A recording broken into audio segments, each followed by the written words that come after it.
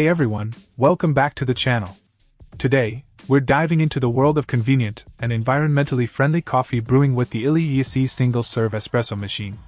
This sleek red machine brings Italian craftsmanship right to your kitchen countertop, offering two brewing options for both espresso and lungo lovers. One of the standout features of this machine is its commitment to sustainability. Not only does it use 100% compostable Illy ESE pods, but it's also compatible with other ESE pods, minimizing waste and environmental impact. Plus, with its compact design and made-in-Italy build, it's sure to add a touch of elegance to any space. Now let's talk about usability. With its power-saving function and auto shut-off feature, you can enjoy your coffee without worrying about unnecessary energy consumption. The auto-ejection of pods into a container that holds up to 9 pods ensures easy cleanup, while the programmable volume control allows you to customize your brew to perfection. In terms of specs, the Illy ESE machine boasts a removable 1-liter water tank, providing ample capacity for multiple servings.